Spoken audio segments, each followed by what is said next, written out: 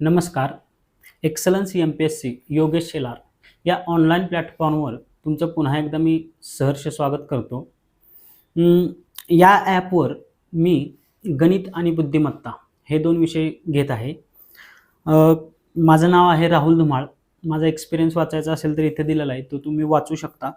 आज आपलं गणितचं पहिलं लेक्चर आहे, संख्या प्रणाली. तर आपण जास्त वेळ न लावता आपल्या पहिल्या लेक्चरकडे जाऊयात, संख्या प्रणाली.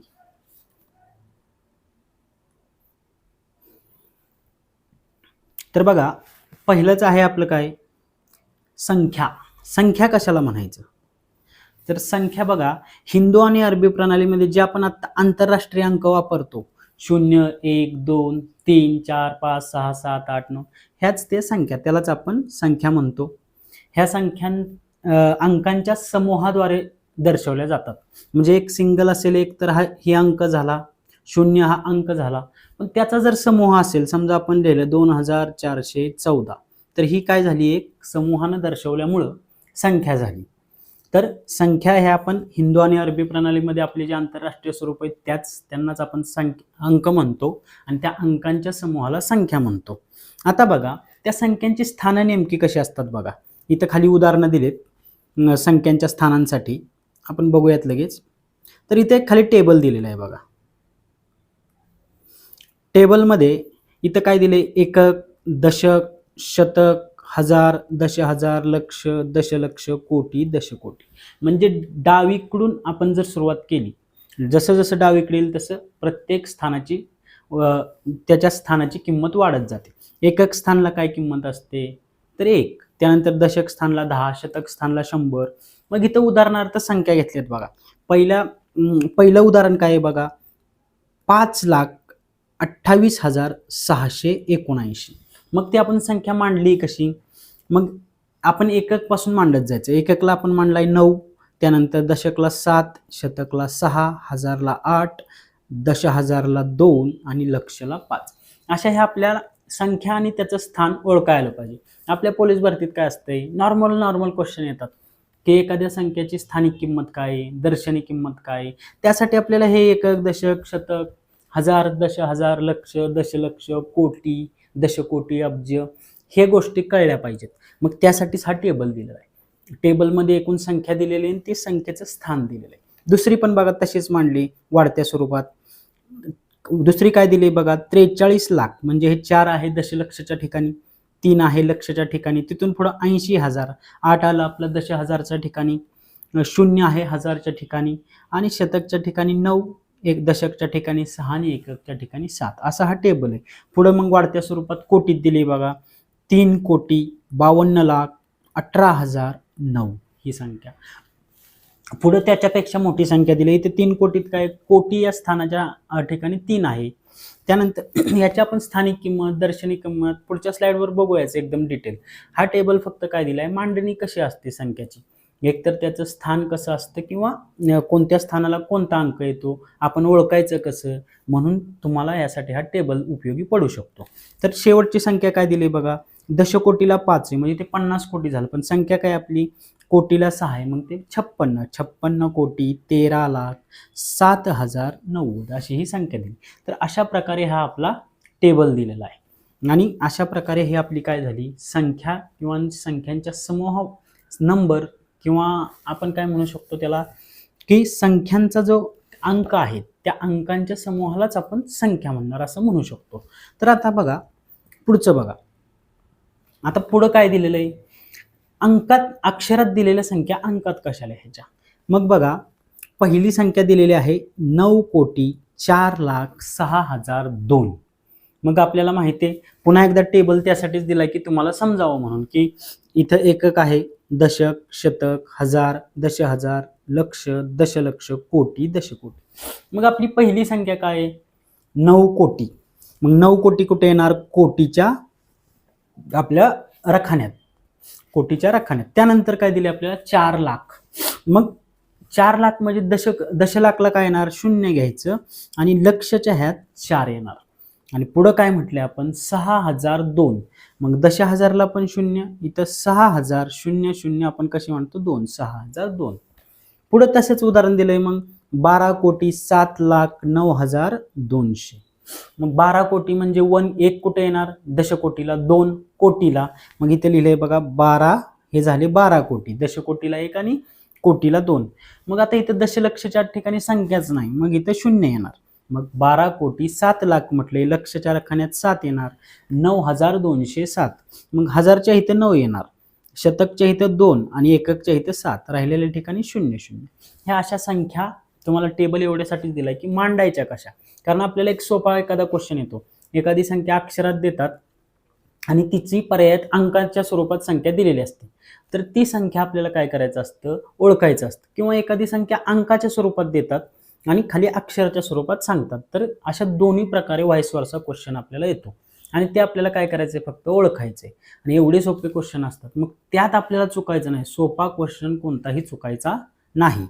पुढची बघा संख्या काय दिली, 4,40,000, 4,04,040 दिलेली. मग बघा लक्षच्या आहेत 4 येणार, हजारच्या आहेत 4 आणि दशकच्या आहेत 4, बाकी सगळीकडे 0. मग इथं 0, इथं 0, इथं 0, म्हणजे दश हजारला 0, शतकला 0 आणि एककला 0. म्हणजेच काय झालं, 4,04,040.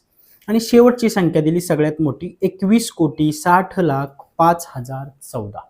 मग 21 कोटी, दशकला 2 येणार म्हणजे 20 कोटी झाले, ते एक कोटीला 1 येणार म्हणजे दशकोटीला 2 आले, कोटीला 1 आले, झाले 21 कोटी. 60,00,000 म्हटले म्हणजे 60 हे दश झालं, मग दशलक्षला 6 येणार, लक्षला 0, 60,00,000. त्यानंतर 5,014 म्हटले, इथं दश हजारला 0 येणार, हजारला 5, शतकला 0 आणि दशकला 1 आणि एककला 1. अशी ही संख्या आपण लिहायची, 21,60,05,014. एकदम सोपं आहे. हे तुम्ही नुसतं पाहिलं तरी कुणी सांगायची पण गरज नाही की संख्या कशी लिहायची. हे टेबल बघा, वरती उदाहरणं दिलीत, एकदा लिहायचा फक्त सराव करा, लिहून पाहिलं आणि एकक, दशक, शतक, हजार, दश हजार, लक्ष, दशलक्ष, कोटी, दशकोटी असं डावीकडून मांडत गेलं आणि एकदा ती का आपल्याला मांडायची पद्धत कळली की आपल्याला संख्या लिहायला किंवा लिहिलेली संख्या पुन्हा अंकात ओळखायला काही अडचण येणार नाही. चला आता पुढे बघूयात. आता आपण इथून पुढं कन्सेप्ट बघणार आहोत संख्यांच्या. तर पहिली कन्सेप्ट काय आहे बघा, दर्शनी किंमत आणि स्थानिक किंमत. मग बघा पहिलं त्यातील दर्शनी किंमत. आता तुम्हाला यात नावावरूनच कळत असेल की दर्शनी, दर्शन म्हणजे जे दिसतंय तेवढंच, त्यात आत काय बघायचं नाही. मग काय इथं दिलंय, एखाद्या संख्या चिन्हामध्ये अंकाची दर्शनी किंमत ही त्याची स्वतःची किंमत असते. आता इथं उदाहरण बघा काय दिलंय, 5,213. आणि मग इथं जे आपल्याला सगळे अंक दिसतात त्यातले काय दिले, इथं 3ची दर्शनी किंमत. मग आपल्याला इथं 5,213 मध्ये 3 दिसतोय, 3 दिसतोय म्हणजे त्याची दर्शनी किंमत 3च असते, म्हणजे ते जे दिसतंय तीच किंमत थोडक्यात. मग राहिलेल्या इथं संख्या कोणत्या आहेत बघा, आपण इथं काय बघितलं, 5,213 आणि त्यातल्या 3ची आपण काय दर्शनी किंमत पाहिली, त्यातल्या 3ची, बरोबर. मग राहिलेल्या कुठल्या आता, 1, त्यानंतर 2 आणि 5. आपण काय म्हटलोय, त्या संख्या, ती संख्या जी आपल्याला दिसते तीच त्याची दर्शनी किंमत असते. तर मग बघा इथं 5ची दर्शनी किंमत काय असणार, मग 5च, 2ची 2, 1ची 1 आणि 3ची 3 तर आपण पाहिलेलीच आहे. म्हणजे थोडक्यात काय, दर्शनी किंमत म्हणजे तो जो अंक आहे तो स्वतःच, बाकी काही विशेष नाही, ही झाली दर्शनी किंमत. आता पुढं बघा, पुढचं काय दिलंय आपल्याला, स्थानिक किंमत. आता हिथं मात्र आपल्याला ओळखायला येतं स्थानिक किंमत काय एखाद्या अंकाची आपल्या पोलीस भरतीच्या एक्झाम मध्ये. तर बघा एखाद्या संख्या चिन्हामध्ये एकक अंकाची स्थानिक किंमत, दर्शनी किंमत काय असते, किंवा स्थानिक किंमत, दर्शनी नाही येणार इथं, एकक अंकाची स्थानिक किंमत काय असते तर 1. दशक अंकाची स्थानिक किंमत 10 असते, शतक अंकाची स्थानिक किंमत 100 असते. तशीच हजार ह्या ठिकाणी जो स्थानिक अंक असेल त्याची किंमत असते 1000. लक्षाला गेले की 1,00,000, दशलक्षाला गेले की 10,00,000, कोटीला गेलं 1 कोटी, दशकोटीला गेले की 10 कोटी, त्याच्यानं पुढे अब्जला गेले की 1 अब्ज. अशी त्या प्लेसची किंवा स्थानाची किंमत असते. त्यानंतर मग काय असतो, आपल्याला एखादी जर संख्या दिलेली असेल, मग एकक स्थानी जो अंक आहे त्यानं त्या 1ला गुणायचं, मग ती आपली स्थानिक किंमत येणार. पुढे दशक स्थानावर समजा एखादा अंक आहे तर दशक अंक गुणिले 10, मग त्या दशक स्थानावर जो अंक आहे त्याची स्थानिक किंमत निघणार। तसंच शतकला आहे, जर शतक स्थानाचा जो अंक आहे त्यानं जर 100 ला गुणलं तर त्या स्थानावर जी काही संख्या असेल तिची आपल्याला स्थानिक किंमत मिळणार आहे। तर बघूयात बघा, उदाहरण दिलेलं आहे इथं। उदाहरण बघा काय आहे इथं, 49,513 या संख्या चिन्हामध्ये आता सर्वांची इथं स्थानिक किंमत आपण पाहिलेली बघा। मग यातल्या पहिल्या 3ची स्थानिक काय किंमत, आधी आपण यातले दशक वगैरे मांडून घेऊयात बघा। आपल्याला संख्या काय आहे तर बघा 49,513 बरोबर। मग आता ह्या संख्यांचे अंक कुठल्या कुठल्या स्थानावर पाहिजेत आपल्याला, तर बघा 49,513। मग ह्यांच्या आधी आपण स्थान मांडून घेऊयात म्हणजे आपल्याला लक्षात येईल। तर 3 हा अंक कुठल्या स्थानावर आहे आपला, एकक, मग एककचा एल येतो। त्यानंतर 1 हा अंक कुठल्या स्थानावर तर दशक, दशकचा द लिहितो। 5 हा अंक आहे शतक स्थानावर, 9 हा अंक आहे हजार स्थानावर आणि 4 हा अंक आहे दश हजार स्थानावर बरोबर।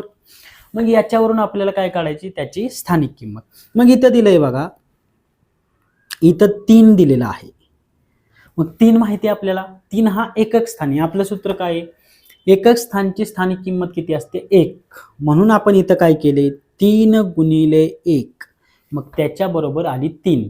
थोडक्यात त्या स्थानावर असणारी स्थानिक किंमत 3ची आली 3च। तशाच प्रकारे पुढे बघितलं आपण की बघा इथं काय आहे आपल्याला, पुन्हा आला दशक स्थानी 1 हा अंक बरोबर।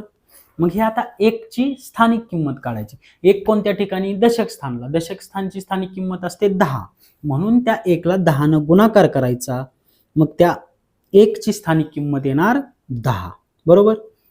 त्यानंतर बघा 1 ची स्थानिक किंमत आली आपली 10। त्यानंतर आता पुढं काय आपला 5, मग ह्या 5 ची स्थानिक किंमत काय असणार, 5 आहे आपला शतक स्थानावर, मग 5 गुणिले 100 बरोबर 500 ही झाली त्याची स्थानिक किंमत। आणि हेच काढा येतं आपल्याला, एखादी संख्या देतात आणि त्या संख्येतला अंक देतात आणि त्याची म्हणतात की स्थानिक किंमत सांगा, आणि पर्यायातून आपण काढतो। मग याची 5 शतक स्थानावर असल्यामुळे झाली 500 स्थानिक किंमत। त्यानंतर पुढचं बघा, त्यानंतर पुढचा अंक आहे आपला 9 अंक कुठे, हजार स्थानावर, मग हजार स्थानाची स्थानिक किंमत असते 1000, मग आपण काय करणार 9 ला 1000 ने गुणणार आणि ती त्याची स्थानिक किंमत येणार 9 ची। मग इथं बघा 9 गुणिले 1000 बरोबर झाले 9000 बरोबर। त्यानंतर आता पुढचा आहे शेवटचा आपला अंक आहे 4, 9 होऊन गेला आपला। त्यानंतर पुढचा आहे आपला 4 हा अंक आहे आपला दश हजार स्थानावर, मग दश हजार स्थानाची स्थानिक किंमत असते 10,000, मग त्या स्थानावर जो कुठला अंक येईल तो काय असणार आहे आपला, त्या अंकाला 10,000 ने गुणायचं, ती त्याची स्थानिक किंमत निघणार। मग आपल्याला आता इथं अंक कुठला दिलाय 4, 49,513 आहे, म्हणून मग इथं 4 आहे आपल्याला। मग त्या 4 ची स्थानिक किंमत काढण्यासाठी आपण 4 ला कितीने गुणणार तर 10,000 ने, आणि म्हणून आपल्या त्याची स्थानिक किंमत 4 ची येणार आहे 40,000। अशा प्रकारे बघा स्थानिक किंमत काढली जाते। दर्शनी किंमत, आता ह्याच इथं आपल्याला दर्शनी किंमत विचारली असत्या तर दर्शनी किंमत म्हणजे काय म्हटले आपण, तो जो अंक आहे तीच त्याची दर्शनी किंमत। मग इथं काय होईल बघा, 3 ची दर्शनी किंमत 3च येणार, 1 ची 1च, 5 ची 5, 9 ची 9च आणि 4 ची 4च। दर्शनी किंमत मध्ये काही फरक नाही, तो अंक आहे तोच। मात्र स्थानिक किंमत म्हटलं की तो ज्या स्थानावर अंक आहे, एकक, दशक, शतक, हजार, दश हजार, लक्ष, दशलक्ष, त्या स्थानावरून त्या अंकाची स्थानिक किंमत ठरते। त्या स्थानावर समजा 1000 स्थानावर आहे तर 1000 ने त्या अंकाला गुणायचं, ती त्याची स्थानिक किंमत। अशा प्रकारे हे झालं आपली स्थानिक किंमत। आता बघा पुढे आता आपण काय बघणार आहोत, संख्यांचे विविध प्रकार।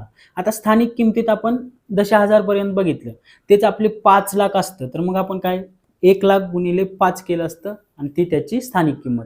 असं कोटीपर्यंत आपण करू शकतो, अब्जपर्यंत करू शकतो, कितीही पर्यंत करू शकतो। आपल्याला साधारणतः कोटीपर्यंत अंक येतात, त्यामुळे तिथपर्यंत आपण करून ठेवायचं। आपण ते उदाहरणात पण बघणार आहे, आपण उदाहरणं पण घेतलेली आहेत एक्झाम मध्ये आलेली। आता आपण पुढचा पॉईंट काय बघणार आहे बघा पुढचा पॉईंट आहे आपल्याला संख्यांचे विविध प्रकार। आपण ज्या आता संख्या म्हटलो त्या कोणत्या कोणत्या प्रकारच्या असतात, या संख्यांच्या प्रकारावर पण काय आहेत आपल्याला क्वेश्चन आलेले आहेत पोलीस भरतीला। तर त्याच आपल्याला संख्यांचे प्रकार बघायचे आहेत. बघा, संख्यांचे विविध प्रकार, त्यातला पहिला संख्यांचा प्रकार आहे आपला नैसर्गिक संख्या. पहिला प्रकार आपण पाहणार आहोत नैसर्गिक संख्या. मग नैसर्गिक संख्या म्हणजे काय बघा, तर मोज संख्या. नैसर्गिक संख्यालाच दुसरा शब्द आहे मोज संख्या, आणि मोज संख्या म्हणजे मोजता येणाऱ्या संख्या, एवढाच त्याचा अर्थ आहे. म्हणजे ज्या संख्या आपण मोजण्यासाठी वापरतो त्यांना मोज संख्या किंवा नैसर्गिक संख्या म्हणतात. मग त्या सुरू होतात 1 पासून, एवढं मात्र लक्षात ठेवायचं. मग उदाहरण काय, 1 2 3 4 इनफायनाईट. 1 2 3 4च्या पुढं जेवढ्या जाईल त्या नैसर्गिक संख्या सुरू होतात +1 पासून +1 पासून, 1 पासून इकडच्या उजव्या साईडच्या. झालं. दुसरा प्रकार, आता दुसरा प्रकार आहे आपला पूर्ण संख्या. दुसरा संख्यांचा प्रकार आहे आपला काय, तर पूर्ण संख्या. बरोबर.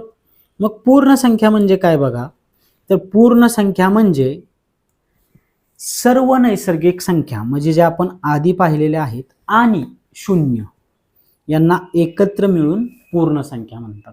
म्हणजे नैसर्गिक संख्येत शून्य मिळवलं म्हणजे शून्यापासून सुरुवात केलं की नैसर्गिक संख्यांनाच पूर्व संख्या म्हणतात, फक्त त्याची सुरुवात शून्यापासून आहे. मग उदाहरण बघा, 0 1 2 3 4 5 असं पुढे कितीही. नैसर्गिक संख्या काय आहे, फक्त 1 पासून चालू होतात, आणि पूर्ण संख्या ज्या आहेत त्या 0 पासून चालू होतात, एवढाच फरक आहे. 0 पासून सुरू होणाऱ्या आणि सर्व नैसर्गिक संख्या यांना पूर्ण संख्या म्हणतात. आता तिसरा टाईप बघा आपला संख्यांचा. तिसरा टाईप आहे आपला पूर्णांक संख्या. पूर्णांक संख्या कशाला म्हणायचं, तर बघा, सर्व मोज संख्या, मोज संख्याला दुसरा शब्द आहे नैसर्गिक संख्या, त्यानंतर शून्य आणि सर्व नैसर्गिक संख्यांचे ऋण स्वरूप. ऋण म्हणजे वजा, म्हणजेच काय, सगळ्या नैसर्गिक संख्या 1 पासून सुरू होतात, अधिक अजून कुठली संख्या त्यात 0, आणि ज्या अधिक संख्या असतात, आपण उजव्या साईडला गेलो की +1 +2 +3 असं होतं, तसंच डाव्या साईडला गेलो की -1 -2 -3 होतं. त्या मिळून सर्वांना पूर्णांक संख्या म्हणतात. म्हणजे कसं होतं बघा, इथं समजा ही रेषे, इथं जर 0 असेल, ह्या शून्याच्या उजव्या साईडला काय असतं, 1 2 3 अशा संख्या असतात, 1 2 3 4, त्या कितीही असू शकतात. आणि त्याच्या शून्याच्या डाव्या साईडला संख्या कुठल्या असतात, -1 -2 -3 असं कितीही असू शकतं. मग ह्या सर्व संख्यांना मिळून कोणत्या, ह्या आत्ता आपण पाहिलेल्या ह्या सगळ्या ज्या संख्या आहेत त्यांना आपण म्हणतो पूर्णांक संख्या. मग 0 1 2 3 4 उजव्या साईडला, आणि डाव्या साईडला येतो शून्याच्या डाव्या साईडला -1 -2 -3 4, अशा सर्व ज्या जिथपर्यंत जाता येईल तिथपर्यंत ह्या सर्वच्या सर्व संख्यांना आपण पूर्णांक संख्या म्हणतो. मग बघा, त्याचं उदाहरण काय दिलं आपल्याला, आधी व्याख्या परत एकदा बघू. सर्व मोज संख्या, शून्य आणि सर्व नैसर्गिक संख्यांचे ऋण स्वरूप मिळून ज्या संख्या तयार होतात त्यांना आपण म्हणतो पूर्णांक संख्या. उदाहरण बघा, इथं आपण सेम दिलं, आपण जे म्हटलो तेच इथं उदाहरण आहे बघा. कोणतं, -3 -2 -1 0 1 2 3, हे आपलं उदाहरण आहे इथं. तर अशा प्रकारे आपण आता कुठले 3 टाईप बघितले. कोणकोणते, नैसर्गिक संख्या, पूर्ण संख्या आणि पूर्णांक संख्या. आता या 3 टाईपवरचं आपण काय करणार आहे, आपल्या ज्या पोलीस भरतीत किंवा एक्झाममध्ये उदाहरणं आली ती उदाहरणं घेणारच आहे. त्याचबरोबर IBPSच्या एक्झामची थोडीफार उदाहरणं आहेत अशी मिक्स, कारण गणितांचं लॉजिक सगळीकडे सारखं असतं. पोलीस भरतीचे बघितले, थोडेसे IBPSचे थोडे त्यातले त्यात टप बघितले की आपल्याला इकडे काय अवघड जाणार नाही. तर चला आता आपण उदाहरणं सोडवूयात. आता बघा, हा नाशिक ग्रामीण पोलीस भरती 2018चा क्वेश्चन आहे, पहिलाच. किती सोपा आहे बघा. काय सांगितलंय, खालीलपैकी सर्वात मोठी संख्या कोणती. खाली 4 पर्याय दिले होते ना, आपल्याला ओळखायची सगळ्यात मोठी संख्या. मग आपल्याला माहिती आहे इथं पर्याय काय दिलेत बघा. आपण मोजणार आहेत कशा संख्या, डावीकडून. पहिल्याच पर्यायात बघा, एकक, दशक, शतक, हजार, दशहजार, लक्ष. म्हणजे आपल्याला ते कळलं मोजायचं. डावीकडून एकक, दशक, शतक, हजार, दशहजार, लक्ष, दशलक्ष, कोटी, अब्ज, की आपल्याला कुठलीही संख्या मोजताना काही अडचण येत नाही, कुठली संख्या मोठी काढताना काही अडचण येणार नाही. मग त्या पद्धतीने काय झालं, आपले पहिली संख्या कुठली आपली बघा, तर पहिली संख्या आपली आहे 1,10,999. दुसरी संख्या काय आपली 1,90,990. पुन्हा एकदा 6 अंकीत संख्या आहे. तिसरी बघायची, तिसरी पण काय आहे 1,19,990, ती पण 6 अंकीच आहे. आणि चौथी संख्या आहे आपली 1,99,000 एवढी आहे. मग आपल्याला विचार केला तर आपल्याला एखाद्याला संख्या पण येत नसतील, शेवट शून्य, आपण जर संख्या मोजल्या प्रत्येक अंकात 6 संख्या आहेत बरोबर. मग एवढंच आपण जर बघितलं की इथं 11 आहे सुरुवातीला, इथं 19 आहे, इथं 11 आहे आणि इथं 19 आहे. मग 11 मोठे की 19, तर 19. याचा अर्थ पहिले दोन पर्याय तर गेले, हा पर्याय गेला आपला 11 वाले. राहिले कुठला पर्याय आपल्याला 2 आणि 4. 2 मध्ये 4 आणि 4 मध्ये काय आहे, पहिल्या 3 संख्या इथं 190 आहे आणि इथं 199 आहे. याचा अर्थ 190 मोठं का 199, तर 199. मग आन्सर काय येणार आहे आपलं, पर्याय क्रमांक 4. संख्या ओळखाय सोपं आहे, एकदम सिंपल क्वेश्चन आहे, अगदीच सोप्या प्रकारातला म्हणावा असा हा क्वेश्चन आहे. पण असले क्वेश्चन आपल्याला येतात, त्यामुळे आपल्याला माहित पाहिजे की संख्या वाचायच्या कशा, वाचून लिहायच्या कशा, अक्षरात सुद्धा लिहायच्या कशा आणि अंकात सुद्धा लिहायच्या कशा, हे सगळ्यांना आलं पाहिजे आणि एकदम सोपं आहे. पुढं बघा, आता पुढं काय विचारले आपल्याला पुढच्या उदाहरणात, मोठ्यात मोठी 5 अंकी संख्या व लहानात लहान 4 अंकी संख्या यातील फरक किती. आता फरक विचारला म्हटल्यानंतर काय, मोठ्या संख्येतून आपल्याला लहान संख्या वजा करायची, एवढं कळलं आपल्याला. आता आपल्याला पुढचा टास्क काय किंवा पुढची गोष्ट काय करायची, त्यांनी काय म्हटले, मोठ्यात मोठी 5 अंकी संख्या. मग मोठ्यात मोठी 5 अंकी संख्या कुठली असेल, कुठल्याही संख्येची मोठी घ्यायची म्हणली की तेवढ्या संख्येचे 9 घेतले की ती मोठी संख्या झाली. मग आपल्याला इथं 5 वेळा 9 मांडायचे बघा, 1 2 3 4 आणि 5.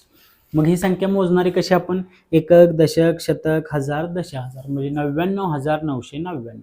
मग 99,999 पेक्षा 5 अंकी मोठी संख्या असू शकते का, तर अजिबात नाही. आता पुढं काय विचारलंय आपल्याला, लहानात लहान 4 अंकी संख्या. मग लहानात लहान म्हटलं की काय करायचं, कोणत्याही कितीही विचारू, 4 अंकी विचारू, 5 अंकी विचारू, जेवढी विचारली. मग 4 अंकी विचारली तर 1 काढायचं आणि त्याच्यावर 3 शून्य द्यायचं, म्हणजे 1000 ही सगळ्यात लहान संख्या 4 अंकी असणार. 5 अंकी विचारली असती तर आपण 1 काढून 4 शून्य दिले असते, 10,000. 6 अंकी सर्वात लहान संख्या कुठली, 1,00,000, 1 काढून 5 शून्य. आपल्याला इथं काय विचारलंय, मोठ्यात मोठी 5 अंकी संख्या आणि लहानात लहान 4 अंकी संख्या यातला फरक विचारलाय. मग आपल्याला काय करायची, फरक विचारलाय म्हणून वजाबाकी करायची. मग आपण काय करणार, 4 अंक आहेत, मग इथल्या स्थानावर लिहिणार 1000. लिहिताना पण बघा कसं लिहायचंय, डावीकडून आपल्याला माहिती आहे एकक, दशक, शतक, हजार, मग त्या स्थानावर तो अंक आला पाहिजे, म्हणजे आपल्याला वजाबाकी करायला सुद्धा अडचण येत नाही. आता याची फक्त आपल्याला वजाबाकी करायची बघा. मग वजाबाकी कशी येईल, 9तून 0 गेले 9, 9तून 0 गेले 9, पुन्हा एकदा 9तून 0 गेले 9, इथं तेवढी होईल 9 वजा 1 8 आणि शेवटचा 9 राहिलेला असा 9. मग आपलं उत्तर काय आलं, 98,999. हे झालं आपलं उत्तर. आणि ते आहे का आपल्या पर्यायात, तर बघा आपलं पर्याय क्रमांक 2 हे त्याचं उत्तर आहे, 98,999. मग आता साधं आहे, आपल्याला जर कळलं की मोठ्यात मोठी संख्या कुठली, लहानात लहान संख्या कुठली, हे वजाबाकी पण करायची गरज नाही. आपल्याला एकदा कळलं की 1000 लहान संख्या आहे, मग 99,000तून 1000 गेले की 8,000, 98,999 पुढचे तसेच पुढे मांडायचे. आणि इथं पर्याय पण बघा कसे दिलेत, 90,000, 9,000, 90,001. इथं फक्त मग त्यांना काय अपेक्षित आहे की तुम्हाला संख्या ओळखा येत आहेत का. एकदा संख्या ओळखाय आली की ही काय कॅल्क्युलेशन एकदम बेसिक आहे, जे सगळ्यांनाच जमतं. आता पुढचं बघूयात. आता बघा पुढं काय विचारलंय आपल्याला, 7,07,00,000 ही संख्या अंकात लिहिताना 1 शून्य कमी दिले तर उत्तर कितीने चुकेल. थोडासा टकी, फक्त काय करायचंय, आधी 7,07,00,000 ही संख्या कशी लिहायची बघायची आणि त्यातून 1 शून्य काढल्यानंतर कुठली संख्या तयार होती ते पाहायची आणि त्या दोन्हींची वजाबाकी. हे आहे आपली उत्तर. तर बघा आपण आधी 7,07,00,000 ही संख्या लिहूयात. मग 7,00,000 लक्ष म्हणलं की 6 संख्या येतात, मग काय येणार आपली संख्या, तर बघा 7,07,00,000, मग 6 संख्येसाठी इथं आपल्याला 4 0, कारण पुन्हा एकदा 7. पुन्हा आपण टॅली करून बघायची, आपण संख्या बरोबर लिहिली का. आपल्याला माहिती आहे एकक दशक शतक कसं लिहितात. मग एकक दशक शतक हजार दश हजार लक्ष बरोबर आहे, म्हणजे तेवढ्याच संख्या पाहिजे 6.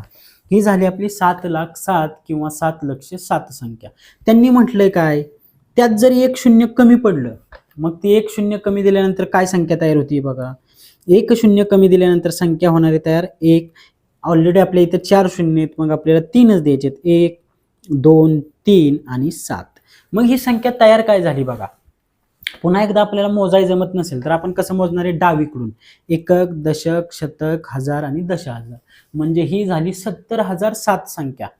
मग त्यांनी काय सांगितलंय, उत्तर कितीने चुकेल, थोडक्यात फरक काढायला सांगितलाय. मग आपण ती संख्या ह्या संख्येच्याच खाली मांडून घ्यायची. काय, एक संख्या कमी म्हणून आपण काय दश हजारच्या तिथं 7 लिहिणार, 1 2 3 0 70,007. म्हणजे थोडक्यात आपण काय करणार आहे, 7,07,000 मधून 70,007 वजा करणार आहे, ते आपलं उत्तर असणार आहे, जे त्यांचं उत्तर तेवढ्यानं चुकलेलं आहे. मग बघा, या 7तून 7 गेले 0, आता शून्यातून 0 गेले 0, परत शून्यातून 0 गेले 0, शून्यातून 0 घालवल्यानंतर 0च येतं. आणि आता मात्र बघा इथं शून्यातून 7 जातात का हो, तर नाही. मग आपण यासाठी काय करतो, हातचा घेतो म्हणजे इथं असं 1 देतो, म्हणजे ते काय झालं, इथं हातचा घेतल्यानंतर ह्या शून्याच्या जागेवर झालं 10. मग 10तून 7 गेले, राहिले 3, आणि आपण काय करतो, घेतलेला हातचा पुढं देतो, म्हणजे इथं देतो. मग ह्या 7तून 1 घालवायचा, राहिले 6. मग आलं उत्तर काय आपलं, एकक दशक शतक हजार दश हजार लक्ष असं मोजायचं, म्हणजे ते उत्तर झालं आपलं 6,30,000 बरोबर. मग आता पर्याय बघा, 6,30,000 कुठं आहे का. आता सगळीकडे 6 लाख वगैरे सगळे 63 वर्णच आहेत. मग इथं आपलं ज्ञान काय काम येणार, की आपल्याला संख्या मोजायला येते का. आपल्याला जर एकदा माहित असलं लक्ष मध्ये 6 संख्या असतात तर आपण मोजणार. मग पहिल्या संख्या बघा कोणती, एकक दशक शतक हजार दश हजार लक्ष दशलक्ष, 7 अंकी संख्या, म्हणजे ती झाली 63 लाख. मग ते आपलं उत्तर असेल का, तर पहिलं आन्सर आपलं उत्तर. दुसरं तर अगदीच किरकोळ आहे, 4च संख्या आहेत, एकक दशक शतक हजार 6,300, तेही आपलं उत्तर नाही. तिसरं बघा, तिसऱ्यात 5 संख्या दिल्यात, एकक दशक शतक हजार दश हजार असं मोजायचं, 63,000 ही उत्तर नाही. आपल्याला काय पाहिजे, 6,30,000. मग चौथं बघा, एकक दशक शतक हजार दश हजार लक्ष 6,30,000, जे आपल्याला पाहिजे ते चौथ्या पर्यायात आहे. मग पर्याय क्रमांक 4 हे झालं आपलं उत्तर. आता बघा पुढं, आता पुढचं उदाहरण बघा काय. पुढच्या उदाहरणात बघा, खालील अक्षरी संख्या अंकांमध्ये कसे लिहाल. आपण म्हटल्याप्रमाणे आपल्याला उदाहरणं काय येतात, एखादी संख्या अक्षरात देतात, एखादी संख्या अंकात देतात आणि लिहायला लावतात. अंकातली संख्या अक्षरात लिहायला सांगतील, अक्षरातली संख्या अंकात लिहायला सांगतील. तर काय आपल्याला संख्या दिली, 3,07,800. लक्ष म्हणजे 6 संख्या पाहिजेत, आपल्याला कळलं. मग थेट पर्यायात जायचं, 6 संख्या कुठे आहेत बघायचं. पहिल्यातच बघा 1 2 3 4 5 6 संख्या आहेत. मग पहिले आपल्याला काय विचारलंय, 3,07,000 विचारले, पण पहिल्यात काय 7 हा दश हजारला, मग ते झालं 3,70,000. मग पहिले आन्सर चूक आहे. दुसऱ्यात गेलो आपण, मग दुसऱ्यात बघा, दुसरं काय, इथं 3 आहे, हे लक्षवरच आहे, पुन्हा एकदा 6 संख्या, 0 आलेलं आहे ते दश हजारवर आहे, 7 जे आलंय ते बघा हजारवर आलेलं आहे बरोबर. मग ते 7,000 झालं. आणि 899, 9 इथं एकक स्थानला एक आहे, दशक स्थानला एक आणि शतक स्थानला 8 आहे, म्हणजे आपली संख्या आपल्याला इथंच मिळालेली आहे. पर्याय क्रमांक 2 आपलं उत्तर. तुम्हाला एकदा का संख्या कळल्या की मांडायच्या कशा, एकक स्थान दशक स्थान शतक स्थान जे आपण स्थान म्हणतोय त्या स्थानावर अंक कसा येतो हे एकदा वाचले, 10-12 संख्या वाचले तर तुम्हाला उत्तर येऊन जाईल, म्हणजे ते कन्सेप्ट कळून जाईल. आणि हे असले सिंपल प्रश्न चुकणार पण नाहीत, आणि असले चुकलेही नाहीत पाहिजेत. असले चुकल्यानंतर आपलं सिलेक्शन कसं होणार. मग हे आपलं पर्याय क्रमांक इथं 2 हे उत्तर आहे बघा. आता बघा पुढचा क्वेश्चन काय आहे, पुढचा क्वेश्चन आहे बघा, 32,54,710 या संख्येमध्ये 5 ची स्थानिक किंमत काय आहे.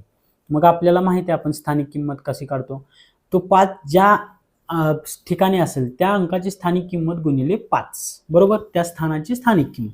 मग आधी आपण ती संख्या लिहून घेऊ. काय दिले आपल्याला, 32,54,710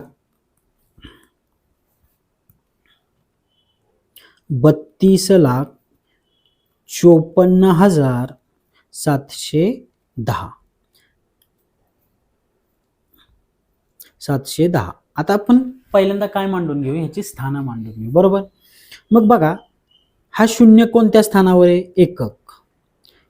1 आहे दशक स्थानावर, 7 आहे शतक स्थानावर, बरोबर. त्यानंतर 4 आहे हजार या स्थानावर. 5 अंक जो आपल्याला काढायचा आहे तो आहे दशहजार स्थानावर. पुढचंही बघू आपण. 2 आहे आपला लक्ष स्थानावर आणि 3 आहे आपला दशलक्ष स्थानावर. असं डावीकडून मांडत जायचं जर डायरेक्ट आपल्याला कळत नसेल तर. मग आपल्याला काढायचा आहे कुठला? तर 5 ची स्थानिक किंमत काढायची, बरोबर. मग 5 ची स्थानिक किंमत काय येणार आहे बघा, इथं आपण बघूया. 5 ची स्थानिक किंमत काढतोय आपण. मग 5 कोणत्या ठिकाणी आहे? दशहजार. मग 10,000 या स्थानाची स्थानिक किंमत असते 10,000. मग 5 गुणिले 10,000, 1 2 3 ही आपली असणारी स्थानिक किंमत. मग आपल्याला माहिती आहे 10 50 किंवा आडवा गुणाकार करायचा. 500 500 500, चौथ्यांदा परत 500 आणि 5 1 5. हे आपलं असणारे उत्तर. ते उत्तर म्हणजे आपलं आहे 50,000. मग पर्यायात बघायचं 50,000 कुठे आहे आणि ते आपलं उत्तर असणार. मग पर्यायात 50,000 कुठे आहे बघा. पहिलं 5 दिले, बी ला 10,000 दिले. 10,000 का दिले? त्या स्थानाची स्थानिक किंमत दिली. आणि मग सी ला बघा, आपला सी हा ऑप्शन आहे 50,000 हे आपलं उत्तर असणार आहे. असं तुम्हाला ओळखाय आलं, बाद झाले. एक 7-8-10 उदाहरणांचा सराव केला तर हेही लक्षात येऊन जातं आरामात. पुढचं बघूया आता. आता मगाशी आपण स्थानिक किंमत बघितली. आता आपल्याला काय विचारले बघा, 4,58,926 या संख्येमध्ये 8 ची दर्शनी किंमत विचारली. आता आपण दर्शनी किंमतचं आपल्याला माहिती आहे. दर्शनी किंमत म्हणजे तो अंक दिसतोय तेच. थोडक्यात दर्शनी किंमतचा, दर्शनी ह्या शब्दाचा अर्थ काय आहे? जे दिसतंय तेच. मग तो अंक संख्येत कुठेही असो, 8 आहे तर 8च त्याची दर्शनी किंमत. पुढं समजा 4 ची विचारली असती तर त्याची किंमत 4च येणार. मग आपल्या या संख्येत आपल्याला 8 ची दर्शनी किंमत विचारली, ती किती असणार? 8च, बरोबर. इथल्या मग बाकीच्या संख्यांची दर्शनी किंमत काय येणार? कुठलीही विचारू. आपल्याला काय 4,58,926 दिले. 4 ची दर्शनी किंमत 4च येईल, 5 ची 5च, 9 ची 9च, 2 ची 2च. दर्शनी किंमत म्हणजे थोडक्यात तो अंक. आणि स्थानिक किंमत मात्र काय? तो अंक कुठल्या स्थानावर आलाय त्याला गुणाकार करायचा. एककला आला असेल तर 1 दशकला आला असेल तर 10, हजारला, हजार स्थानी आला असेल तर त्या अंकाला 1000 गुणायचं. लक्ष स्थानी असला किंवा लाख आपण येतो तिथं, दशहजार स्थानी असला तर 10,000, लक्ष स्थानी 1 लाखानं, दशलक्षला 10 लाखानं, 1 कोटीला, कोटी स्थानी आला असला तर 1 कोटीनं असा गुणाकार करायचा. दर्शनी मात्र तोच अंक. पुढचं बघा. आता पुढं बघा, पुन्हा एकदा आपल्याला काय करायचं, इथं प्रश्न स्थानिक किमतींचाच आहे बघा. 5,03,535 या संख्येमध्ये 3च्या स्थानिक किमतींची बेरीज काय? आता इथं 3 काय ह्या संख्येत 2दा आलाय, मग इथं 3ची स्थानिक किंमत वेगवेगळी असणार आहे. आधी ते आपण स्थानिक किंमत काढू. तर बघा, अंक काय आपला 5,03,535. मग आता आपल्याला माहिती आहे, थेट आपण बघूयात कुठला अंक कुठे येतोय. आपल्याला कुठल्या अंकांची काढायची? तर 3ची काढायची, दोन्ही, ह्या 3ची आणि ह्या 3ची. मग हे दोन्ही 3 कुठं आलेत बघा, ते मोजूयात आपण. डाव्या साईडने मोजायचं. 5 आहे आपला एकक स्थानी. पहिलाच 3 आहे तो आहे आपला दशक स्थानी, बरोबर. म्हणजे त्या 3ची एक किंमत काढायची. त्यानंतर दुसरा 5 आलाय शतक स्थानी. दुसरा 3 जो आलाय आपला हजार स्थानी, मग हे आला हजार स्थानी. आता ह्या दोन्हींची आपण आधी पहिल्यांदा वेगवेगळी स्थानिक किंमत काढू. पहिल्या 3ची आपली स्थानिक किंमत काय येईल बघा. पहिल्या 3ची स्थानिक किंमत तो आहे दशक स्थानी, म्हणून ती काय असणार आहे? 3 गुणिले 10 बरोबर 10 त्रिक 30. म्हणजे आपल्याला काय झाली? पहिल्या 3ची आपल्याला स्थानिक किंमत मिळाली. दुसऱ्या 3ची काय असणार आहे स्थानिक किंमत? दुसरा 3 आलेला आहे आपला हजार स्थानी. मग तिथं आपण 3 ला कशाने गुणणार? 3 गुणिले 1000 ही आपली झाली. एकच मिनिट. दुसऱ्या 3च्या वेळेस काय झाले आपलं? तर तो आलेला आहे दशहजार स्थानी. मग 3 गुणिले 1000. मग ह्यात 1000 गुणिले 3 केल्यानंतर आपल्याला माहिती आहे गुणाकार करायचा आडवा 300 300 3 1 3. मग त्या 3ची स्थानिक किंमत आली 3000. आणि आपल्याला विचारलंय काय, त्या 3च्या स्थानिक किंमतीची बेरीज विचारली. मग आपण साधं सोपं आहे, आपण लॉजिक काय लावणार, मग तिथं 3000 अधिक 30 कुठं इथं मांडायचं, जे त्याच्या स्थान आहेत त्याच स्थानाने बरोबर अंक मांडायचे. मग करा बेरीज, 0चे 0, 3 अधिक 0 3, 0चे 0 आणि 3. म्हणजे थोडक्यात काय आपलं उत्तर आलं 3030. मग पर्याय बघा कुठे 3030, तर पर्याय क्रमांक सी हे आपलं उत्तर आहे. अशा प्रकारे आपल्याला स्थानिक किंमत पण काढायला इथे कळेल आणि स्थानिक किमतींचा असा प्रश्न पण येऊ शकतो. एकच अंक एका संख्येत दोनदा असेल आणि त्यांची बेरीज करा वजाबाकी करा असं म्हणतील, तर पहिल्यांदा त्याची स्थानिक किंमत काढून घ्यायची आणि नंतर बेरीज वजाबाकी करायची. आता इथंच बघितलं तर आपल्याला सांगितलं असतं 5च्या स्थानिक किमती ओळखा, तर बघा इथं 5 आहे, इथं 5 आहे, इथं 5 आहे. मग ह्या 5च्या स्थानिक किमती काय असतील बघा, हे पहिलं 5 जे आहे ते काय आहे एकक स्थानावर, बरोबर. मग त्याची किंमत स्थानिक 5च येणार. त्यानंतर आपण दुसऱ्या 5 कडे गेलो, हे दुसरं 5 जे आहे ते शतक स्थानावर. मग आपण काय करणार, शतक स्थानावर आहे म्हणून 5 गुणिले 100, मग त्याची स्थानिक किंमत येणार 500. आणि शेवटचं 5 आहे ते कुठल्या स्थानावर आहे बघा मोजून, एकक दशक शतक हजार दशहजार लक्ष, म्हणजे लक्ष स्थानावर आहे. मग 5 गुणिले 1 लाख, त्या शेवटच्या 5ची आली 5 लाख किंमत स्थानिक. तर अशा प्रकारे स्थानिक किंमत काढायची. आणि आता फक्त काय आहे इथं बघा 0 आलाय म्हणून सांगतो, 0 कुठंही येऊ, शून्याची दर्शनी किंमत आणि स्थानिक किंमत एकच असते. कारण काय असतं, शून्याला कितीनेही गुणलं तरी उत्तर 0च येणार आहे. आता इथंच बघूयात आपण लगेचच. बघा ह्या शून्याची जर आपल्याला स्थानिक किंमत काढायची तर ते कोणत्या स्थानी बघा, एकक दशक शतक हजार दशहजार. मग आता इथं शून्याला जर 10,000 न गुणलं, 1 2 3 4, तर उत्तर काय होईल, शून्याला कोणत्याही संख्येने गुणलं तरी उत्तर 0च येतं. म्हणून शून्याची स्थानिक किंमत ही कायम 0 असते. दर्शनी किंमत पण 0 आणि स्थानिक किंमत पण 0, हे मात्र इथं आपल्याला लक्षात ठेवायचं आहे. पुढं बघा आता पुढचं उदाहरण काय आता बघा, तर बघा 52 एकक दशक शतक हजार दशहजार लक्ष, इथं पण 6 संख्या. मग काय 5,27,435 ही संख्या आहे. या संख्येमध्ये आता पुन्हा एकदा स्थानिक किमतीवरच आपला क्वेश्चन आहे. या संख्येमध्ये 7 आणि 3च्या स्थानिक किमतीमधील फरक काय. आता मागाशी आपण बेरीज बघितली, इथं काय विचारले आपल्याला, वजाबाकी विचारली. फरक म्हटलं की वजाबाकी. आता आपण पहिल्यांदा काय करणार, आपल्या पद्धतीप्रमाणे संख्या लिहून घ्यायची.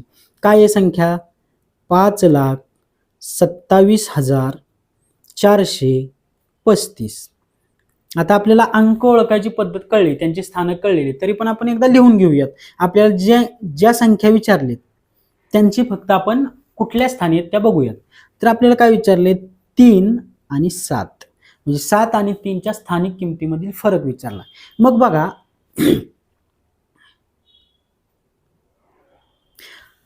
इथं बघा, मग आता 3 कुठल्या स्थानावर आहे, एकक आणि दशक, म्हणजे 3 आहे दशक स्थानावर. 7 कुठल्या स्थानावर आहे बघा, इथं एकक दशक शतक हजार. आपल्याला कळलं, ह्या दोन गोष्टी कळल्या. मग आता 3ची स्थानिक किंमत काय येईल, तर 3ची स्थानिक किंमत येणार आहे 3 गुणिले 10 बरोबर 30, बरोबर. 7ची स्थानिक किंमत आपल्याला काढायची. 7ची स्थानिक किंमत काय येणार आहे आपल्याला, 7 आहे हजार या स्थानावर, मग 7 गुणिले 1000 त्याचंच स्थान. मग 7 ने 1000 लाडवा गुणाकार करा, मग 7 0 0 7 0 0 7 0 0 आणि 7 1 7, ही झाली 7000. मग इथं आपल्याला काय भेटलं, दोन्ही आकड्यांच्या आपल्याला दोन्ही अंकांच्या स्थानिक किमती भेटलेल्या आहेत. आता आपल्याला विचारलंय काय, तर 7 आणि 3च्या स्थानिक किमतीमधील फरक विचारलेला आहे आपल्याला, बरोबर. मग फरक काढायचा म्हटल्यानंतर वजाबाकी करायची. मग आता ती पण करूया आपण. मग काय येणार, 7000 वजा 30, म्हणजे याची वजाबाकी करायची असं मांडून घेऊन. शून्यातून 0 गेले 0. आता पुढं काय, शून्यातून 3 जाणार आहे का, नाही. मग आपण इथं हातचा घेतो आणि हे 0 येतं, म्हणजे थोडक्यात इथं 10 होतात. मग त्या 10तून 3 गेले 7, आणि घेतलेला हातचा आपण लगेच पुढं देऊन टाकतो, इथं द्यायचा. पण पुढं पण काय 0च. मग पुन्हा एकदा इथं सुद्धा हातच्या घ्यावा लागेल. मग 10तून 1 गेले 9, मग पुन्हा एकदा घेतलेला हातच्या इथं द्यायचा आणि 7तून 1 गेले 6. आपलं उत्तर काय आलंय, मग 6970. ही झाली आपली वजाबाकी. मग पर्याय बघा आपल्याला कुठं भेटतोय का तो, तर आपला पर्याय आहे आपला पर्याय क्रमांक डी 6970. अशी बघा आपल्याला स्थानिक किमतीवर उदाहरणं येतात. प्रत्येक एक्झामला उदाहरण आहे. फक्त तो अंक कुठल्या स्थानावर ओळखायला पाहिजे, त्या स्थानाची स्थानिक किंमत गुणिले तो अंक, ती स्थानिक किंमत निघते. मग तिथे बेरीज सांगतील, फरक सांगतील, असा काढायचा. आता ह्याच अंकात बघा 5 कुठं आलं, इथं हे 5 एककला आहे, म्हणजे त्याची स्थानिक किंमत किती असणार, 5 गुणिले 5. शेवटचं 5 मात्र लक्षला आलंय, मग 5 गुणिले 1 लाख 5 लाख अशी आपल्याला काढायची. पुढे बघा आता पुढे काय विचारलंय बघा, 5 अंकी सर्वात मोठी आणि सर्वात छोटी संख्या यांची बेरीज काय. थोडक्यात काय आपल्याला 3 अंकी, 4 अंकी, 5 अंकी, 6 अंकी जेवढे सांगतील त्यातली सगळ्यात मोठी आणि सगळ्यात लहान संख्या ओळखायला आलं पाहिजे. सगळ्यात मोठी म्हणलं की जेवढ्या अंकांची संख्या विचारली तेवढ्या 9 अंक लिहायचे, आणि सगळ्यात छोटी म्हणलं की 1 लिहायचं आणि त्याच्यावर 0 द्यायचे, एवढंच आपलं. तर बघा 5 अंकी सगळ्यात मोठी संख्या काय होईल, मग 5 वेळा 9, 1 2 3 4 आणि 5 म्हणजे 99,999. आणि सगळ्यात छोटी 5 अंकी संख्या काय होईल, मग 1 द्यायचा आणि त्याच्यावर 0 म्हणजे 1 लिहायचा आणि 4 वेळा 0, 1 2 3 आणि 4. यांचं काय विचारलेलं आहे आपल्याला, बेरीज. अधिक चिन्ह दिलं, मग बेरीज करा. 9 आणि 0 येणार 9, 9 आणि 0 9, असंच सगळे 9 4 वेळा आले. शेवटचा काय आहे, 9 अधिक 1 येणार 10. मग आपलं उत्तर काय झालं बघा, एक मोजायचं आपण कसं मोजतो डावीकडून, एकक, दशक, शतक, हजार, दश हजार, लक्ष, म्हणजे 1,09,999 हे झालं आपलं उत्तर. ते कुठल्या पर्याय ते बघा आता, मग 1,09,999. तर ते आहे आपलं बघा पर्याय क्रमांक सी मध्ये, बरोबर. तर हे अशा प्रकारे आपण हे उत्तर काढले. एवढी सोपी उदाहरणं आहेत, फक्त समजून घ्यायचं काय विचारले, बाकी काही यात नाही. आता आपण पुढे जातोय बघा. आता आपला काय आहे, पुढचा प्रकार संख्येचा. पुढची आहे आपली, आतापर्यंत आपण 3 प्रकार बघितले, तर पुढचा बघूयात. पुढची आहे आपली समसंख्या, बरोबर. समसंख्या काय आहे, एखादी नैसर्गिक संख्या जी 2 ने विभाज्य आहे तिला समसंख्या म्हणतात. म्हणजे जी कुठली संख्येला 2 न भाग जात असेल त्या सगळ्या समसंख्या. थोडक्यात काय, 2च्या पट्टीतील संख्या, 2 आणि 2च्या पट्टीतील, 2च्या पाड्यातील थोडक्यात. मग इथं उदाहरणच दिलंय बघा, 2 4 6 8, त्याच्या पुढे 10 12, 2च्या जशी पट वाढत जाईल त्या सगळ्याच्या सगळ्या समसंख्या. म्हणजे ज्या संख्येला 2 न भाग जातो ती संख्या आपली काय आहे, समसंख्या. पुढचं काय आहे आपलं बघा, पुढं आहे आपली विषम संख्या. मग विषम संख्या काय आहे आपली, 2च्याच ज्या संख्येला 2 न भाग जात नाही त्या सगळ्या विषम संख्या. इथं दिलं एखादी मोज संख्या, मोज संख्येलाच आपण काय म्हणतो, नैसर्गिक संख्या. मग एखादी मोज संख्या जी 2 ने विभाज्य नाही तिला काय म्हणायचं, विषम संख्या. थोडक्यात जी संख्या जिला 2 न भाग जात नाही ती विषम, आणि जिला 2 न भाग जातो ती सम. मग इथं बघा 1 3 5 7 ही पण 2च्याच गॅप आहेत, पण 1 3च्या पटीत आहे. तर ही झाली विषम संख्या. तिसरी संख्या काय, मूळ संख्या जी आपण पाहणार आहे. तिसरी आपण संख्या पाहणार आहोत, मूळ संख्या.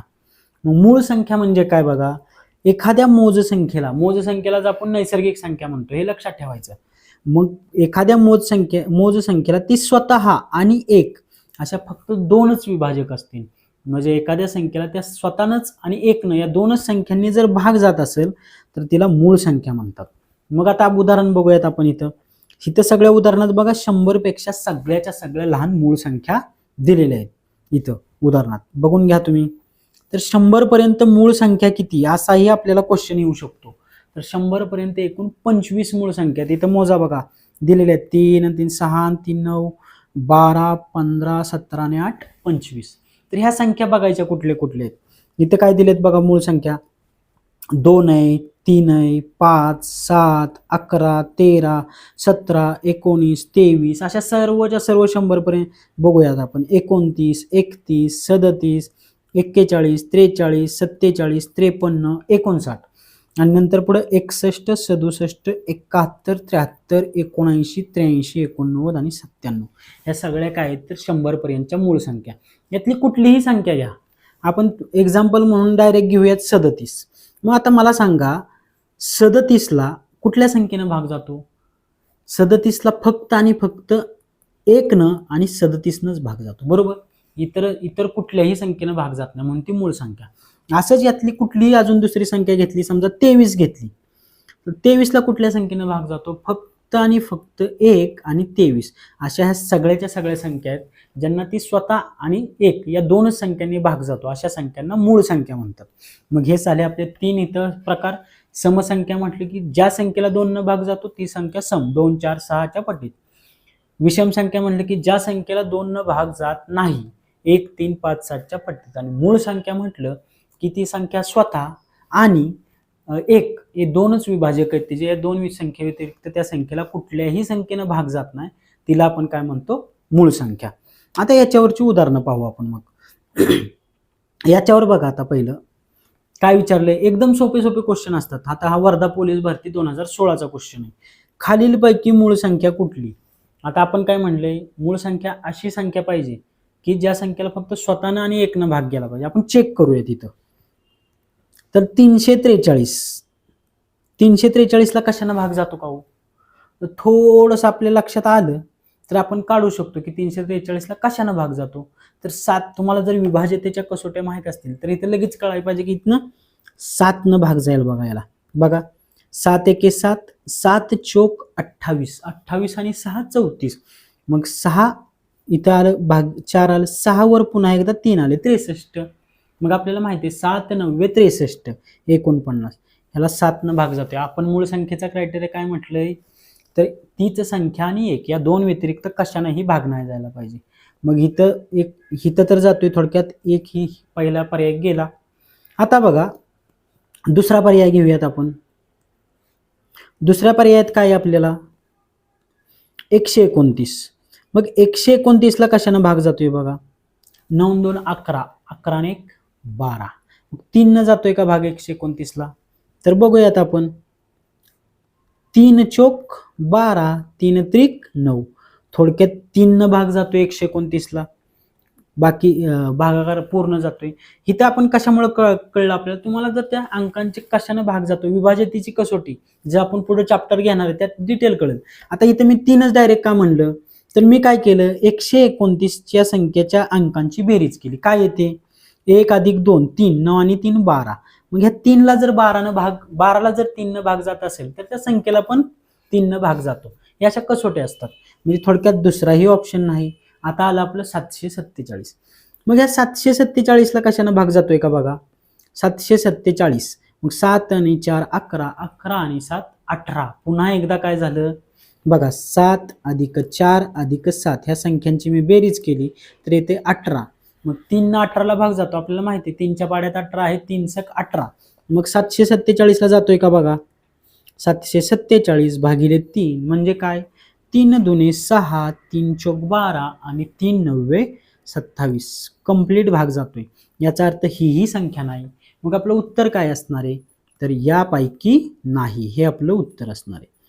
अशा एकदम सोपे क्वेश्चन असतात की मूळ संख्या ओळखा, कुठली मूळ संख्या नाही. आता बघा पुढची संख्या घ्या, पुढचा प्रश्न घ्या. आता काय विचारले आपल्याला, 25 पासून 55 पर्यंत मूळ संख्या किती? तर आत्ताच आपण 1 पासून 100 पर्यंत मूळ संख्या बघितल्या आहेत, पण आता आपल्याला विचारलेत किती, 25 पासून 55 पर्यंत. डायरेक्ट मोजूयात आपण. बघा इथंच आहेत बघा, 25 पासून आपल्याला किती पर्यंत करायच्या आहेत, तर 55 पर्यंत. मग इथे 25च्या पुढची कुठली पहिली, तर पहिली आहे 23, नंतर आहे बघा 29, 29 नंतर 31, 31 नंतर 37, 37 नंतर 41, 43, 47. म्हणजे किती झाल्या बघा 25 पासून 50 पर्यंत, तर बघा 1 2 3 4 5 6 7 आणि 7 संख्या ह्या 25 ते 50 मध्ये मूळ संख्या आहेत. हे आपल्याला कधी येईल, ज्यावेळेस आपण हे 2-4 वेळा मूळ संख्या वाचू. आता आपल्याला हे तर कळले की पहिल्या 100च्या आत 25 मूळ संख्या आहेत. मग एकूण मूळ संख्या किती, तर त्या आहेत 7. कळलं? आता पुढं बघा. मग आता बघा प्रश्नचिन्हाच्या जागी कोणती संख्या येईल. आता ही जर आपण बघितलं 2 3 5 7 11 13 बघितल्याच आपल्याला कळलं पाहिजे. आता हे तर आपल्याला हे तर कळतंय की आपल्याला 2 2 1 3 3 2 5 5 2 7 काय लागतंय का, 2 आणि लगेचचा 3 घेतला, 3 नंतर 5 घेतली. पण बघितल्यानंतर आपल्या लक्षात येतं की ह्या सगळ्या मूळ संख्या आहेत. मग 2 मूळ संख्या आहे, 3 मूळ संख्या आहे, 5, 7, 11, 13. मग 13 नंतर येणारी पहिली मूळ संख्या जी असणार आहे ते आपलं काय असणार आहे उत्तर. मग 13 नंतर मूळ संख्या पहिली कुठली येते 17. मूळ संख्या आपण काय बघितलंय, ती संख्या स्वतः आणि 1 ह्या 2 अंकाशिवाय त्या संख्येला कुठल्याही संख्येनं भाग जात नाही, ती संख्या आपली मूळ संख्या असणार. मग पर्याय क्रमांक 3 हे झालं आपलं उत्तर. आता बघा पुन्हा एकदा काय आलंय आपलं, आता वेगळा प्रश्न समसंख्येवर आला. समसंख्या बघितलेल्या आपण, ज्या संख्येला 2 न भाग जातो त्या सगळ्या समसंख्या. मग इथं काय म्हणले 1 ते 50 पर्यंतच्या समसंख्यांची एकूण बेरीज किती. हे आपल्याला पुढे पण येणार आहे, अशा एकदम कॉमन डिफरन्स असलेल्या संख्यांची बेरीज किंवा कॉमन डिफरन्स असलेल्या संख्यांची वजाबाकी हे आपल्याला पुढे पण येणार आहे. पण हा इथं काय आहे, समसंख्यांचा प्रश्न आहे म्हणून इथं घेतलेला आहे बघा.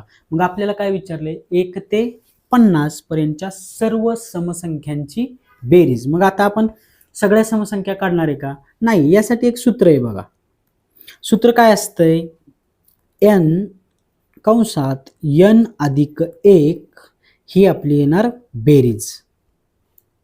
मग हे सूत्र आहे आपलं समसंख्यांची बेरीज 1 ते 50 काढणे. 1 ते 100 असतं तरी हेच सूत्र, फक्त n च्या जागी संख्या कुठली ठेवायची हाच फक्त आपल्याला प्रश्न आहे, बाकी ह्यात विशेष काय नाही. 1 ते 1000 असतं तरी पण हेच सूत्र, कितीही असो सूत्र हेच आहे, n कंसात n अधिक 1. मग सूत्रात काय करायचंय, आपल्याला काय दिलेलं आहे बघा, n कसा काढणार आपण, 2च्या पटीतल्या संख्या म्हणले मग 50 भागिले 2 काढलं की किती येतात 25. थोडक्यात काय आपल्या समसंख्या असणार आहेत 1 ते 50 मध्ये 25, म्हणजे आपलं n काय झालं n, मग n बरोबर आपलं झालं 25. एकूण समसंख्या किती, मग n बरोबर झालं आपलं 25. आणि मग n जर सूत्रात ठेवलं की आपलं उत्तर मिळणार आहे. सोडवूयात बघा. मग n किती म्हटलं आपण 25 कंसात 25 अधिक 1. मग आता हे सोडवायचं आपल्याला कंस, म्हणून मग काय 25 कंसाचा अर्थ होतो गुणिले 25 गुणिले 26, ह्यातून जे काय येईल ते आपलं उत्तर. मग असा आडवा गुणाकार करायचा असलं तर उत्तमच आहे, आडवा येत नसेल तर थेट अशा उभ्या मांडून घ्यायच्या. 26 गुणिले 25, पाडेपाठ पाहिजेत आपल्याला 30 पर्यंत पटपट कॅल्क्युलेशनसाठी. मग काय 25 असं 150, 150 शून्य हातच्या आले 15, 25 दुने 50, 50 अधिक 15 झाले 65. थोडक्यात आपली 25 आणि 26चा गुणाकार आला 650, आणि मग 650 हेच आपलं उत्तर असणार आहे. मग पर्याय क्रमांक कुठे आपला, पर्याय क्रमांक 4 हे आपलं झालं उत्तर. हे सूत्र लक्षात पाहिजे, काय n इंटू कंसात n+1. जर आपल्याला अशा समसंख्या किंवा विषम संख्या विचारल्या तरी हेच सूत्र असणार आहे, काय n म्हणजे टोटल संख्या आणि कंसात n+1. पुढे बघूया, आणि हे पुढे पण येणार आहे, फक्त इथं समसंख्येशी संबंध आहे म्हणून हे उदाहरण इथं घेतलं. आता बघा पुढे काय म्हटलंय पुढच्या उदाहरणात, m ही एक विषम संख्या आहे. m काय विषम संख्या, तर m च्या पूर्वीची 8वी समसंख्या कोणती, m च्या पूर्वीची 8वी समसंख्या. मग समसंख्यांचं काय म्हणलो आपण, 2च्या पटीत असतात, 2, 4, 6, 8. मग आता इथं काढताना आपण काय करणार, m आपल्याला काय सांगितली विषम संख्या, बरोबर. m ही एक काय आहे विषम संख्या. मग m ह्या विषम संख्येच्या अगोदरची समसंख्या कुठली असेल तर m-1, बरोबर. मग काय m-1 ही झाली त्याची अगोदरची समसंख्या. मग आता त्याच्या आधी 8, मग काय येणार आहे आपलं 8 समसंख्या यायला 16 संख्या लागतील, बरोबर. मग आपली काय येणार m- येणार 15. त्यावेळेस आपल्याला येणार आपली 8वी विषम संख्या. कारण काय ह्याच्या आधीची विषम संख्या आहे आपली m-1. मग तसंच करत गेलो आपलं डायरेक्ट बोटावर मोजलं तरी तुमच्या लक्षात येईल 1, 3, 5, 7, 9, 11, 13 आणि 15. म्हणजे m-15 आपण मोजले अशा बोटावर तरी थेट उत्तर येते. थोडक्यात आपलं उत्तर असणार आहे m-15 हे आपलं उत्तर. असं काढायचं, फक्त हे m दिले म्हणून गोंधळून नाही जायचं. m विषम संख्या दिली तर त्यातनं 1 वजा केला की सम येणार आहे, किंवा अधिक 1 केला तरी सम येणार आहे. कधी कधी इथं सम देतील आणि विषम विचारतील, एवढंच आहे. अधिक वजा करायचा विषय संपला. आता पुढे बघा, पुढे काय दिले 3, 7, 11, 15 या संख्ये मालिकेतील क्रमाने येणारी 40वी संख्या कुठली. आता 3, 7, 11 काय दिसते, ह्या सगळ्या तुम्हाला विषम संख्या दिसतात आणि फरक 4चा दिसतोय. ह्यासाठी पण आता समान फरक असणाऱ्या संख्यांसाठी पण एक सूत्र आहे. हेही पुढे उदाहरण येणार आहे आपल्याला पुढच्या चॅप्टरमध्ये, पण इथे विषम संख्या दिसल्यामुळे इथे घेतलेलं आहे. लातूर पोलीस भरतीचा हा प्रश्न आहे बघा. तर आपल्या ह्यात काय सूत्र असणार आहे क्रमाने संख्या येणाऱ्यांचं, तर बघा TN घ्यायचं, टोटल काढायचे आपल्याला. टी म्हणजे टोटल घेऊयात आपण. TN बरोबर A अधिक A अधिक N वजा 1. आता बघा हे आपल्याला कळलं पाहिजे की ह्या संख्या काय काय आहेत. मग हे आपल्याला सोडवायच्या आधी काय इथं D.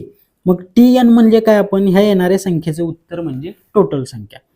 A म्हणजे काय असणार आहे आपली, A म्हणजे असणार आहे आपली पहिली संख्या म्हणजे सुरुवातीची संख्या, सुरुवातीची संख्या A. त्यानंतर N म्हणजे काय असणार आहे आपली, इथं N असणार आहे आपली शेवटची संख्या, N शेवटची संख्या, बरोबर.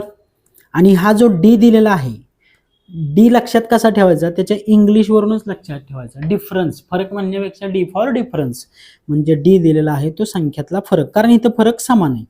मग ही झाली आपली सूत्राची पार्श्वभूमी. मग याच्यावरून आपण सहजवारी उदाहरण, आता या सूत्रात जर संख्या टाकल्या तर आपलं उदाहरण सहज असं सुटणार आहे. तर आता सोडवूयात बघा. मग तर आपण काय म्हणलो, TN टोटल आहे त्याचं घ्यायचंच नाही. A ला आपल्याला सुरुवातीची संख्या कुठली 3, बरोबर. त्यानंतर N काय म्हणलोय आपण, N आहे आपली शेवटची संख्या, N आपली शेवटची संख्या कुठली 40. आणि D आपण काय म्हणलोय डिफरन्स, फरक. तर फरक बघा इथं 3 आणि 7 मध्ये 4चा फरक आहे, 7 आणि 11 मध्ये 4चा फरक आहे, म्हणजे आपला फरक आला 4चा. मग हे सगळं आपण सूत्रात मांडून घेऊयात. मग काय, A आपली सुरुवातीची संख्या म्हणजे 3 अधिक कंसात N आपली काय शेवटची संख्या म्हणजे 40 वजा 1 आणि D म्हणजे आपला डिफरन्स, फरक आहे 4चा. मग हे सोडवलं की आपलं उत्तर येणार आहे. मग काय 3 अधिक 40 वजा काय येणार आहे 39. मग 39 गुणिले 4 करायचं आधी. मग 39 गुणिले 4 आडवा गुणाकार आपल्याला येतोच. 3 अधिक, मग बघा 4 9 36, हातचे आले 3, 4 त्रिक 12, 12 आणि 3 15, काय झाले 156 आलं. मग 156 अधिक 3 थेट पण डायरेक्ट आपण म्हणू शकतो 159, आणि करायचं असलं तर असं म्हणू शकतो 6 आणि 3 9, 5 5 1 1. मग उत्तर काय आलं आपलं इथं 159, बरोबर. मग पर्याय क्रमांक बघा कुठे आपला, पर्याय क्रमांक 2 हे आपलं इथं उत्तर असणार आहे. पुन्हा एकदा सांगतो बघा, हे सूत्र हे आपल्याला पुढच्या चॅप्टरला तर येईलच, तरी पण इथं काय आहे, संख्यामध्ये फरक समान आहे. काय संख्यांमध्ये इथं फरक समान आहे. इथं बघा 3 आणि 7 मध्ये 4चा फरक आहे, 7 आणि 11 मध्ये 4चा फरक, असं फरकानं 40 पर्यंत जायचंय. मग असे फरक समान असणाऱ्यांसाठी सूत्र काय असतं, TN. हे टोटल सोडून द्या, A अधिक कंसात N वजा 1 कंस पूर्ण D. मग A म्हणजे काय म्हटलेलं आपण, तर A म्हणजे असणारी आपली सुरुवातीची संख्या, N असणारी शेवटची संख्या आणि D म्हणजे दोन संख्येतला जो समान फरक आहे तो. आणि ह्या संख्या मांडल्या यात कुठल्याही संख्या येऊ, विषम असू सम असू, एकदाच फरक समान असला की सगळीकडे हेच सूत्र लागू होतं. आता पुढं बघा, पुढचा क्वेश्चन बघूयात. खालीलपैकी सर्वात लहान लहान विषम संख्या कुठली. आता एकदम सोपा जी आहेत की ज्याला कळतंय विषम संख्या काय आहे. विषम संख्या म्हणजे ज्या संख्येला 2 न भाग जात नाही ती विषम संख्या. मग पर्यायात जायचं, 0 येत नाही विषम आणि सम मध्ये, 1 येतो का, 1 हे आपलं उत्तर. 1 ही पहिलीच विषम संख्या आहे, 3 येणार नाही 11 येणार नाही, त्यापेक्षा मोठे आहेत. पुढे बघा, आता पुढे काय आहे, 0 1 2 3 हे अंक एकदाच घेऊन तयार होणारी सर्वात मोठ्यात मोठी विषम संख्या कोणती. आता मोठ्यात मोठी विषम संख्या जर तयार व्हायची असेल तर शेवटला आपल्याला 0 येऊन जमणार नाही आणि 2, कारण 0 आणि 2 जर शेवट आलं संख्येच्या तर त्या संख्येला 2 न भाग जातो. एवढं जर आपल्याला कळलं तर आता काय करणार, मग आपण यातली मोठी संख्या बघायची. मग यात मोठी संख्या 3 आहे आणि विषम संख्या पण कुठली आहे 3 आणि 1. म्हणजे थोडक्यात काय 3 आणि 1 मधला एक तरी अंक आपल्याला शेवट आला पाहिजे. पण आपल्याला काय तयार करायला सांगितली, मोठ्यात मोठी संख्या. मग आपण सुरुवात करायची 3 पासून, त्यानंतर समसंख्येतली मोठी संख्या 2 0 आणि 1 ही झाली आपली मोठी संख्या. ह्याच्या व्यतिरिक्त कुठली मोठी संख्या तयार होती का बघा. मग 3201 पेक्षा मोठी संख्या कुठली होणार आहे. आपण जर समजा 2 पुढे घेतलं तर त्यानं काय फार फार तर होईल 2 3 1 0 आणि 1, मग ती 2301 होती. मग सुरुवातीला मोठा अंकच पाहिजे आणि शेवटला विषम येईल असा. विषम अंक शेवटला असला तर ती संख्या विषमच राहणार आहे. मग उत्तर काय झालं आपलं? पर्याय क्रमांक 2. पुढे बघा, n आणि p या काय दोन्ही विषम संख्या असतील तर खालीलपैकी कोणती समसंख्या आहे? आता विचार करा, दोन्ही विषम संख्या n आणि p, आपल्याला पर्यायात काय दिलं? n अधिक p, n अधिक p अधिक 1, np अधिक 2 आणि np. थोडासा विचार केला, दोन विषम संख्यांची जर बेरीज घेतली, मनाने घ्यायच्या कोणत्याही, समजा 3 घेतला, आता इथं आपण 1 घेतला, ह्या दोन्ही विषम संख्या आहेत, मग 3 अधिक 1 काय येईल? 4. अजून एकदा करून बघा, 7 घेतला आणि 11 घेतलं, दोन्ही काय आहेत? विषम संख्या आहेत. 7 आणि 11 काय? 18. थोडक्यात काय? दोन विषम संख्यांची बेरीज ही समसंख्या येते. इथं आपल्याला नियम कळला. मग पर्याय क्रमांक 1 हे काय असणार आहे आपलं उत्तर? n अधिक p हे आपलं झालं उत्तर. टॅली करण्यासाठी काय करायचं? बाकीच्यांचं पण करून बघू. दुसरं पर्याय काय सांगितलं? n अधिक p अधिक 1. n आणि p आपल्या दोन्ही विषम संख्या आहेत, मग आपण घेतलं 3 अधिक 5 अधिक 1, कारण 1 इथं दिलेला आहे. मग 5 आणि 3 8, 8 आणि 1 9, इथं काय झालं? 9. बरोबर. मग 9 ही संख्या समसंख्या आहे का? तर नाही, 9 ही विषमच आली. थोडक्यात दुसरा पर्याय लागू होत नाही. तिसऱ्यात पण गेलो आपण, n आणि p चा गुणाकार केल्याने अधिक 2 केले. मग 3 आणि 5 ह्या दोन आपण संख्या घेतल्या विषम संख्या. 3 आणि 5 चा गुणाकार येईल 15 आणि त्यात 2 मिळवले, उत्तर आलं 17. पुन्हा एकदा विषम संख्या झाली, ते तरी येणार आहे का? तेही चुकलं. आणि नुसता गुणाकार 3 5 15 पण विषम संख्या, आपल्याला विचारली समसंख्या. तर अधिक दोन विषम संख्यांची बेरीज केली की ती समसंख्याची येते. पण दोन समसंख्यांची बेरीज केल्यावर ती विषम संख्या येणार नाही असं काय नाही. एखादी करून बघूयात आपण. बघा, समजा दोन समसंख्या घेतल्या आपण. दोन समसंख्या कुठल्या घेतल्या? 2 आणि 4 घ्या. 2 अधिक 4, त्याचं उत्तर काय येईल? 6. समसंख्याच आली. ती आली का? नाही. पण दोन विषम संख्यांची बेरीज घेतली की समसंख्या येते. आता पुढं बघा, शेवट. आता पुढचे कुठले कुठले टाईप आहेत? तर पुढच्यातला आपला 7वा टाईप आला संख्यांचा, संयुक्त संख्या. संयुक्त संख्या म्हणजे काय बघा, सर्व मोज संख्या, ज्यांना मोज संख्यालाच पर्यायी शब्द आहे आपला नैसर्गिक संख्या, ज्या मूळ संख्या नाहीत त्यांना संयुक्त संख्या म्हणतात. सर्व मोज संख्या ज्या मूळ संख्या नाहीत त्यांना संयुक्त. मग मूळ सोडून ज्या कुठल्या संख्या असतील त्या सगळ्याच्या सगळ्या संयुक्त संख्या. मग काय मूळ संख्या आपल्या 2 3 7 ह्या सगळ्या काय मूळ संख्या, त्या सोडल्या की राहिलेल्या सगळ्या संयुक्त संख्या. पुढचा प्रकार बघा. पुढचा प्रकार कोणता आहे? परिपूर्ण संख्या. मग परिपूर्ण संख्या म्हणजे काय? एखाद्या संख्येच्या विभाजकांची बेरीज ती संख्या सोडून त्या संख्ये एवढीच येत असेल तर तिला परिपूर्ण संख्या म्हणतात. आता ही वाचताना थोडं जड वाटते. उदाहरण घेतलं की लगेच सोपं आहे. काय सांगितलंय आपल्याला इथं? उदाहरण समजा 6 दिलेलं आहे बघा. तर एखाद्या संख्येच्या विभाजकांची बेरीज म्हणजे एक संख्या घेतली, त्याला कुठल्या कुठल्या संख्येनं भाग जातो. मग 6 ला कुठल्या कुठल्या संख्येनं भाग जातो? 1 न जातो, 2च्या पाड्यात 6 आहे, बेत्रिक 6. त्यानंतर पुढं 3 न जातो, 3 दुने 6. 4 न जातो का? नाही. 5 न जातो का? नाही. 6 न जातो. मात्र इथं काय सांगितलंय आपल्याला? ती संख्या सोडून, म्हणजे 6 घेतली तर 6 सोडून. मग राहिलेल्या ज्या संख्यांनी तिला भाग घेतला गेलाय त्या संख्यांची जर बेरीज तीच संख्या आली तर बघा, इथं 2 पाहिजे. तर मग आता यांची बेरीज येते का तेवढी? बघा, 1 अधिक 2 अधिक 3. बघा, 1 अधिक 2 अधिक 3, मग किती येणार? 3 आणि 2 5 आणि 1 6. थोडक्यात तिला भाग जाणाऱ्या संख्यांची बेरीज जर तेवढीच संख्या आली तर ती संख्या काय? आपली परिपूर्ण. पण ती स्वतः संख्या मात्र त्यात पकडायची नाही. दुसरं उदाहरण पण इथं दिलंय बघा, 28 दिले, ते पण बघून घेऊ. मग 28 ला कोणकोणत्या संख्येने भाग जातो? बघा, 1 न जातो, अधिक 2च्या पाड्यात 28 आहे, 14 दुने 28 म्हणजे 2 न जातो, 3 न नाही जात, 4 न जातो, 4 7 28. अजून कोणत्या न जातो? 5 न नाही जात, 6 न जात नाही, 7 न, 7 चौक 28, 7च्या पाड्यात आहे. पुन्हा एकदा 8 न नाही जाणार, 9 न नाही, 10 न नाही जाणार, 11 न नाही जाणार, 12 न नाही, 13 न नाही, थेट 14. 14 दुने 28 आणि याच्यावरचे थेट मग 28 हीच संख्या असणार, पण ती स्वतः संख्या आपल्याला धरायची नाही. मग ह्यांची बेरीज बघा, 14 आणि 7 21, 21 आणि 4 25, 25 आणि 2 27 आणि 27 अधिक 1 28, म्हणजे थोडक्यात तीच संख्या आली, म्हणून ती संख्या आहे परिपूर्ण संख्या. तर अशा प्रकारे ही झाली आपली परिपूर्ण संख्या.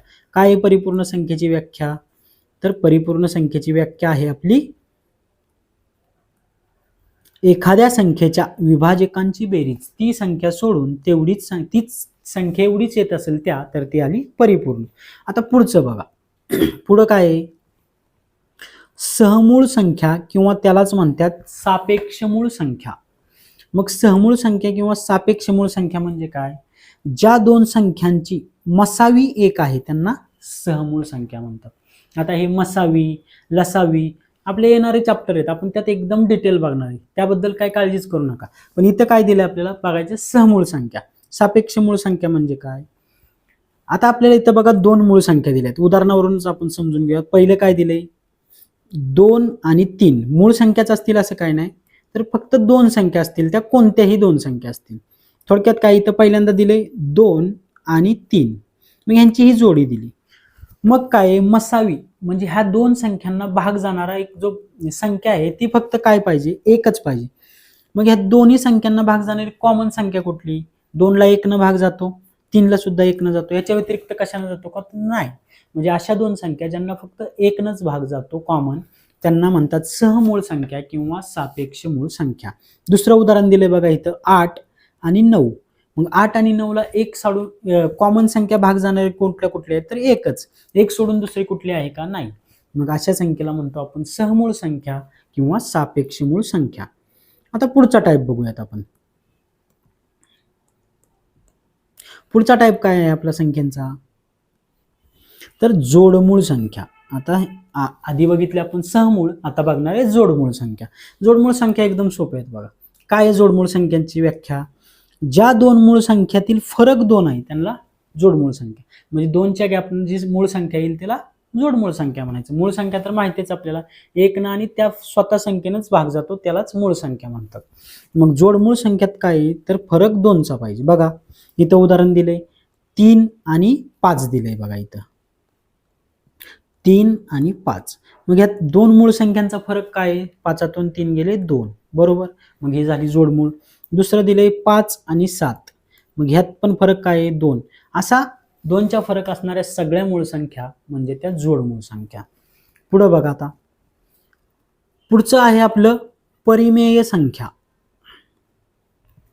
संख्या परिमेय संख्या म्हणजे काय? संख्या जेव्हा दशांश अपूर्णांकात दर्शवली जाते आणि छेदाची किंमत 0 नसते, तिला काय म्हणायचं? परिमेय संख्या. बघा मग दशांश अपूर्णांकात एक आपण दर्शवणार संख्या, छेदाची किंमत 0 नसायला पाहिजे. ह्या दोन कंडिशन इथं महत्वाच्या आहेत. तर बघा उदाहरण दिले 1/7, म्हणजे इथं p/q घेतले आणि q ची किंमत 0 नसते. q म्हणजेच आपला काय आहे? छेद, म्हणजे छेदाची किंमत 0 नसते. उदाहरण दिले तिथे 1/7 वजा 3/5. आता तुम्ही म्हणाल इथं 0 आणि 6 पण दिलंय की, मग 0 आणि 6 म्हणजे काय? छेद नसतो म्हणजे काय असतो? 1 असतो छेद. 0/1, 6/1. याचा अर्थ 5, 6, 7, 8 ह्या पण सगळ्या परिमेय संख्यात येतात, कारण त्यांना छेद काय असतो? 1. त्यासाठीच त्या उदाहरणात दिलेल्या आहेत, तुम्हाला समजावं म्हणून. मग कळलं आपलं परिमेय संख्या म्हणजे काय? दशांश अपूर्णांकात ज्या संख्या दर्शवल्या जाते त्या असतात आपल्या परिमेय संख्या, आणि परिमेय संख्येचा छेद मात्र 0 नसतो, एवढंच लक्षात ठेवा. कारण 0 जर छेद दिला, समजा आपण इथं 7/0 लिहिलं, मग कोणत्याही संख्येला 0 भागलं तर काय येईल? 0 येईल ना. कुठल्याही संख्येला भागा तुम्ही 0 येणार आहे, म्हणून फक्त छेद 0 नसायला पाहिजे. तर ही झाली आपली परिमेय संख्या. आता पुढची कुठली आपली? अपरिमेय संख्या. पुढचा आहे आपला अपरिमेय संख्या, जो आपला संख्या प्रकारातली शेवटची संख्या आपली. मग अपरिमेय संख्या म्हणजे काय बघा? तर संख्या जेव्हा आपण दशांश अपूर्णांकात दर्शवितो तेव्हा जर ती आवर्ती आणि अपरिमेय स्वरूपात असेल तर तिला अपरिमेय संख्या म्हणतात. आवर्ती अपरिमेय असल्या अवघड शब्दात जाण्याऐवजी आपण थेट उदाहरणात जाऊयात. उदाहरणावरून कळते आपल्याला. तर काय इथं रूट मध्ये 2 म्हणजे वर्गमुळात 2 लिहिले बघा. त्यानंतर काय आहे? पायची किंमत काय असते आपल्याला माहिती आहे सगळ्यांना, 22/7 किंवा 3.14. मग 3.14 घ्यायची इथं आपल्याला. तर इथं काय पायची किंमत 3.14 बरोबर. पुढची तर थेट दशांश अपूर्णांकातच दिली 0.233. म्हणजे एखादी वर्गमुळात दिली किंवा दशांश अपूर्णांकात संख्या दिली तिला म्हणतो आपण अपरिमेय संख्या. तर अशा प्रकारे आपण काय बघितले, संख्यांचे एकूण 12 प्रकार बघितले. आता याच्यावर आपली 2-3 उदाहरणं आहेत ती पाहूयात बघा. एक्झाम मध्ये आलेले आहेत आपल्या. पहिलंच उदाहरण काय आहे बघा, 19, 21, 23, 29 यातली संयुक्त संख्या कोणती. आता संयुक्त संख्येची व्याख्या आत्ताच बघितली आपण. काय बघितलेली, तर संयुक्त संख्या म्हणजे काय, सर्व मोज संख्या ज्या मूळ संख्या नाहीत. मग संयुक्त संख्येची व्याख्या काय बघितली आपल्याला, मूळ संख्या सोडून सगळ्या संख्या म्हणजे संयुक्त संख्या. मग आता इथं विचार करा, इथं कुठल्या कुठल्या मूळ संख्यात बघायचं. मूळ संख्या आपल्याला माहितीच, फक्त त्या संख्येनं आणि 1 भाग जाणारी संख्या मूळ असते. मग 19 मूळ संख्या आहे का, तर आहे. 19ला फक्त 19 आणि 1 भाग जातो. 29 पण मूळ संख्या आहे, इथं 23 पण 21 मात्र मूळ संख्या आहे का हो, तर नाही. 21 का मूळ संख्या नाही, तर 21ला काय 3 भाग जातो, 3 7 21. 7 भाग जातो, 7 21, म्हणजे 21 मूळ संख्या नाही. आणि आपल्याला माहिती आहे मूळ संख्या सोडून सर्वच्या सर्व संख्या असतात संयुक्त संख्या. पुढचं उदाहरण बघा आता, पुढीलपैकी कोणती जोडमूळ संख्यांची जोडी नाही. आता जोडमूळ संख्या आत्ताच बघितली, ज्या दोन मूळ संख्यातला फरक 2 असतो त्याला जोडमूळ संख्या म्हणतात. ही जर व्याख्या आपल्याला माहित असेल तर आपल्याला लगेच लक्षात, आणि एखाद्याला माहित जरी नसेल, मूळ संख्या जर माहित असतील तर फरकावरून तू काढेल की बाबा हा ही जोडमूळ संख्या असू शकते लॉजिकला. तर बघा 71 आणि 73 ह्या दोन काय आहेत, जोडमूळ संख्या, कारण 2चा फरक आहे, दोन्ही मूळ संख्या आहेत. दुसरी आहे 41 आणि 43, यात पण 2चा फरक आहे. 41 मूळ संख्या आहे, 43 मूळ संख्या आहे. 55 आणि 57 इथं मात्र बघा आता 55 आणि 57 फरक 2चा आहे, पण इथं 55 संख्या मूळ संख्या होऊ शकते का हो, तर नाही होणार. का नाही होणार, 55ला 11 भाग जातो, 5 जातो. आपल्या मूळ संख्यांची व्याख्या काय आहे, ती स्वतः संख्या किंवा 1 भाग जायला. मग आपलं पर्याय आला उत्तर क्रमांक 3. आणि 59 आणि 61 ह्या दोन सुद्धा मूळ संख्या. ही झालं आपलं. फक्त आपल्याला ते कशाला काय म्हणतात हे कळलं की आपल्याला उत्तरं सुटणार आहेत. एकदम सोपे क्वेश्चन असतात. आता पुढचा बघा क्वेश्चन काय आहे, खालीलपैकी विषम संख्या कोणती. तर विषम संख्या म्हणजे काय, ज्या संख्येला 2 भाग जात नाही अशी संख्या. मग बघा विषम संख्यांच्या इथं जोड्या दिल्यात. 24ला जातो का 2 भाग, तर जातो, आपल्याला माहिती आहे 12 दुनी 24. 348ला पण जाणार आहे, 8 आहे शेवट. 34ला जातो, 17 दुनी 34. 642ला पण जाणार आहे, शेवट 2 आहे. 29 आणि 751ला जातो का हो, कारण एकक स्थानची संख्या बघायची. एकक स्थानला 9 आहे, 1 आहे. मग 1ला किंवा 9ला 2 भाग जाणार आहे का, तर नाही जाणार. मग ती झाली आपलं उत्तर विषम संख्या. एकक स्थानला इथं बघा 8 आहे, 4 आहे, इथं 2 आहे, इथं 4, इथं 0, इथं 4. मग एकक स्थानला जर 2 भाग जाणार असेल तर ती संख्या राहणार आहे आपली समसंख्या. इथं मात्र एकक स्थानला ह्या 9ला आणि 1ला जात नाही भाग, म्हणजे याचा अर्थ ती विषम संख्या. एवढं सोपं असतं. जर आपल्याला समसंख्या आणि विषम संख्या जर माहीत असतील कशा असतात ओळखायच्या, तर आपल्याला सहजवारी अशी उदाहरणं सुटतात. तर आज आपण बघा मग काय काय बघितलं, संख्यांचे 12च्या 12 प्रकार बघितले, संख्या म्हणजे काय बघितले, आणि पोलीस भरतीतले, तसेच आपल्या IBPS पॅटर्न मधली जी काही उदाहरणं आली ती एक्झामवरची ती सुद्धा आपण घेतलेली आहेत. अशा प्रकारे आपण आज आपला गणितामधला पहिला चॅप्टर संख्या आणि संख्यांचे प्रकार हा इथं संपवलेला आहे. तर आज आपण इथं थांबूयात. धन्यवाद. थँक्यू.